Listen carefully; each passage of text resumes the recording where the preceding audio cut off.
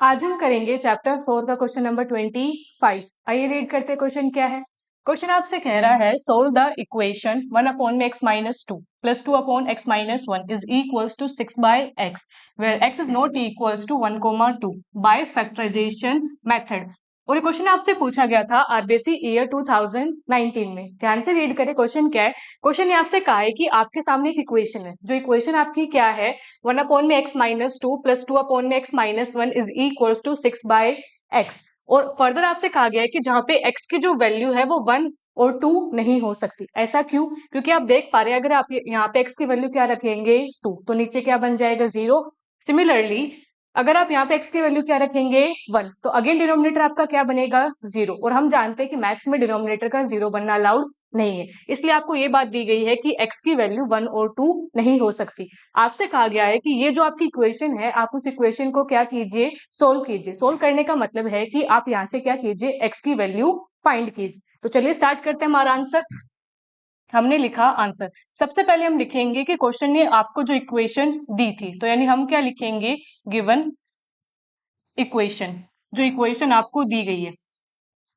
और इक्वेशन आपको क्या दी गई है? आपको इक्वेशन दी गई है 1 upon x minus 2 plus 1 upon plus 2 upon में x minus 1 is equals to 6 by x। आपको क्या करना है, इस इक्वेशन को सोल्व करना है। तो देखिए अगर आप लेफ्ट हैंड साइड को ध्यान से देखें तो यहाँ पे क्या है आपके दो फ्रैक्शंस है। हम जानते हैं जब आपको फ्रैक्शन सोल्व करना होता है तो वो आप कैसे करते हैं, आप लेते हैं वहां पे उन फ्रैक्शंस का एलसीएम। तो चलिए एलसीएम लेके अगर हम इसे फर्दर सोल्व करें आपका एक टर्म है x माइनस 2, एक है आपकी टर्म x माइनस 1, इन दोनों का जो एलसीएम है वो आपका क्या आएगा x minus 2 into x minus 1। ये हमारा क्या आ गया एलसीएम। अब आगे सोल्व करें तो देखिए 1 के डिनोमिनेटर में क्या है x माइनस 2, तो x माइनस 2 यहाँ ऑलरेडी प्रेजेंट है, तो जो 1 है वो किससे मल्टीप्लाई होगा आपका x माइनस 1 से, तो ऊपर हो गया आपका x माइनस 1। सिमिलरली 2 के डिनोमिनेटर में x माइनस 1 है, तो 2 जो है वो किससे मल्टीप्लाई होगा आपके x माइनस 2 से। और राइट हैंड साइड में आपका क्या है 6 बाय एक्स। अब इसे अगर हम फर्दर सोल्व करें तो देखिए यहाँ पे है आपका x माइनस 1, यहाँ जब आप 2 को अंदर मल्टीप्लाई करेंगे तो वो क्या हो जाएगा 2 इंटू एक्स हो जाएगा आपका 2x। सिमिलरली 2 इंटू माइनस 2 आपका क्या होगा माइनस का 4। और नीचे नीचे अगर आप ध्यान से देखिए तो पहले हमने x को मल्टीप्लाई किया x से, तो x इंटू एक्स हो गया आपका एक्स स्क्वायर। फिर अगर आप x को माइनस 1 से मल्टीप्लाई करेंगे तो आपका आएगा माइनस का x। फिर फर्दर माइनस 2 को जब आप x से मल्टीप्लाई करेंगे तो हो जाएगा आपका माइनस का 2x। माइनस 2 को अगर आप माइनस 1 से मल्टीप्लाई करेंगे तो आपका आंसर आ जाएगा प्लस का 2। और ये सारा किसके इक्वल है 6 बाय एक्स के। अब हम क्या करेंगे कि आपका यहाँ पे जो इक्वेशन बनी है उसे फर्दर सोल्व करेंगे, देन आप क्या करेंगे यहाँ क्रॉस मल्टीप्लाई। आगे जाके क्या होगा कि आपकी ये जो इक्वेशन है वो क्वाड्रेटिक इक्वेशन में रिड्यूस होगी, जिसे हम फैक्टराइजेशन मेथड से क्या करेंगे सोल्व करेंगे। तो चलिए देखते हैं आगे। अब अगर आप न्यूमरेटर को ध्यान से देखें तो यहाँ क्या है x और यहाँ क्या है 2x। x प्लस 2x आपका कितना होता है 3x। तो जो न्यूमरेटर है वो क्या है आपका 3x। माइनस का 1 है, माइनस का 4 है, जो आपका कितना हो जाता है माइनस का 5। नीचे क्या है एक्स स्क्वायर है। सिमिलरली माइनस का x और माइनस का 2x वो हो जाता है आपका माइनस का 3x। और ये क्या है आपका प्लस का 2। और ये किसके इक्वल है आपकी 6 बाय एक्स के। आपको दिख पा रहा है कि जो आपका लेफ्ट हैंड साइड है वो इससे ज्यादा आप सोल्व नहीं कर सकते, तो अब हम यहाँ क्या करेंगे इन टर्म्स को आपस में क्रॉस मल्टीप्लाई कर देंगे। ठीक है, आपने किया क्रॉस मल्टीप्लाई, यानी जो x है वो किससे मल्टीप्लाई होगा 3x माइनस 5 से। सिमिलरली जो 6 है वो किससे मल्टीप्लाई होगा एक्स स्क्वायर माइनस का 3x प्लस के 2 से। अब इसे सोल्व करें तो देखिए x इंटू 3x आपका क्या होता है 3x square, x into minus 5 करेंगे तो आपका हो जाएगा माइनस का 5x। सिमिलरली 6 को जब आप x स्क्वायर से मल्टीप्लाई करेंगे तो आपका आंसर आएगा 6x स्क्वायर। 6 को माइनस 3x से करेंगे तो आपका आ जाएगा माइनस का 18x।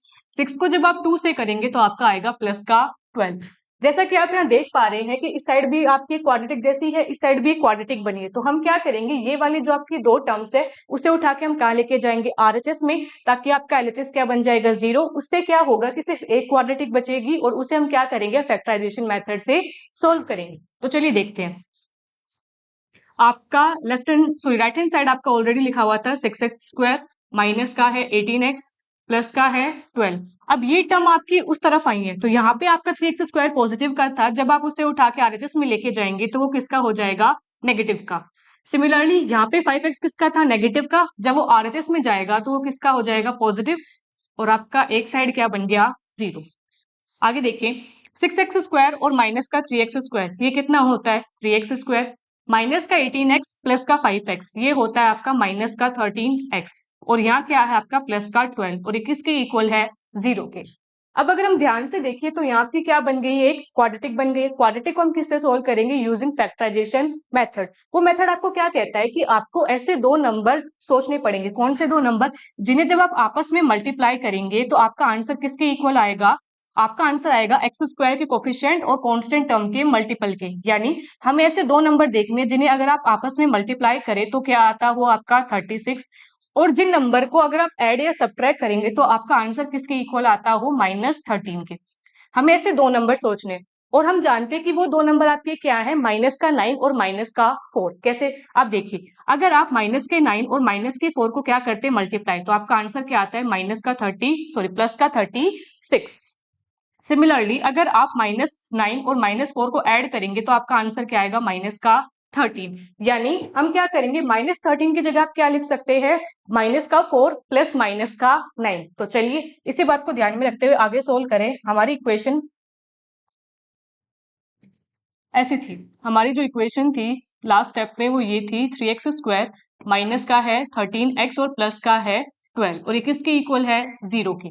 हमने इसे जब सोल्व किया तो हमें पता लगा कि आप -13x की जगह क्या लिख सकते हैं, माइनस का 9x माइनस का 4x प्लस का 12 इज इक्वल्स टू 0।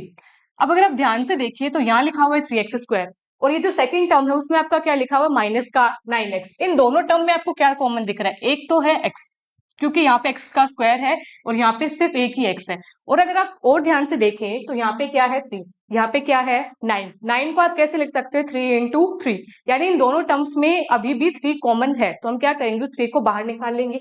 तो हमने बाहर क्या निकाला, 3x को जैसे आपने बाहर निकाला तो यहाँ अभी आपका क्या बचा है, एक x ऑलरेडी बाहर आ चुका है, 3 ऑलरेडी बाहर आ चुका है, तो अब यहाँ सिर्फ क्या बचा आपका 3। तो ये जो आपकी दो टर्म है उन्हें आपने सोल्व किया तो कैसा बना है, 3x ब्रैकेट में है आपका x-3। ठीक है, अब ध्यान से देखते हैं इन दो टर्म्स को, यहाँ है माइनस का 4x और यहाँ क्या है, प्लस का 12। इन दोनों टर्म्स में क्या कॉमन है, आप जानते हैं कि जो 12 है, 12 को आप कैसे लिख सकते हैं, 4 इंटू 3। यानी दोनों ही टर्म्स में क्या कॉमन है आपका, 4। तो ठीक है, हम क्या करते हैं, यहाँ पे माइनस का जो 4 है उसे कॉमन निकाल लेते हैं। फिर ऐसा करने से क्या फायदा होगा, देखिए आपने माइनस की 4 को कॉमन किया तो यहाँ क्या बचा है, अभी प्लस का x बचा है। ठीक है, 12 को आपने कैसे लिखा था, 4 इंटू 3, 4 इंटू 3 लिखा था, जिसमें से 4 आपने कॉमन निकाल लिया है, तो अभी अंदर आपका क्या बचा है, 3। और क्योंकि आपने माइनस का साइन बाहर कॉमन ले लिया था तो ये प्लस की जगह क्या हो गया, माइनस, और ये क्या हुआ, इक्वल टू 0। अब अगर हम ध्यान से देख पा रहे हैं तो यहाँ भी x-3 है, यहाँ भी x-3 है, तो हम क्या करेंगे, x-3 को कॉमन लेंगे। हमने जब x-3 को कॉमन लिया तो यहाँ आपका बचा है 3x और यहाँ बचा है माइनस का 4, और ये किसके इक्वल हो गया, 0 के। अब देखिए यहाँ पे क्या है, x-3 इंटू 3x-4, ये किसके इक्वल हो गया, 0 के। हम जानते हैं मैथ्स में कि अगर कोई दो टर्म है जिनका मल्टीपल किसके इक्वल आता है, 0 के, तो ये कब पॉसिबल है, when either first term is equals to 0 और second term is equals to 0। तो हम क्या करेंगे, इन दोनों टर्म्स को इक्वल टू 0 करके हमारी वैल्यूज निकालेंगे। तो हमने लिखा यहाँ से आइदर फर्स्ट टर्म हमारी क्या थी, x-3, ये किसके इक्वल होगी, 0 के।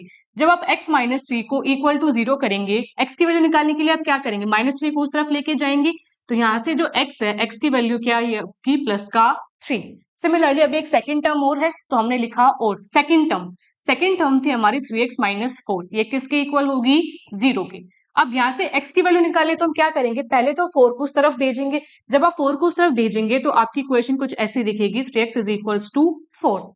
यहाँ से हम x की वैल्यू निकालनी है तो क्या करेंगे, x के साथ यहाँ पे जो 3 आपका मल्टीपल में उसे कहाँ भेजेंगे, हम डिवाइड में। जैसे आपने इसे डिवाइड में भेजा तो जो x है, x की वैल्यू क्या आ गई, 4/3। ठीक है, क्वेश्चन ने आपसे क्या कहा था कि आपको इक्वेशन सोल्व करने का मतलब था कि हमें यहाँ पे x की वैल्यूज निकालनी। ठीक है, तो हमारी x की एक वैल्यू क्या आई, 3, और हमारी x की जो दूसरी वैल्यू वो क्या आई, 4/3, और यही हो जाता है इस क्वेश्चन का कंप्लीट आंसर।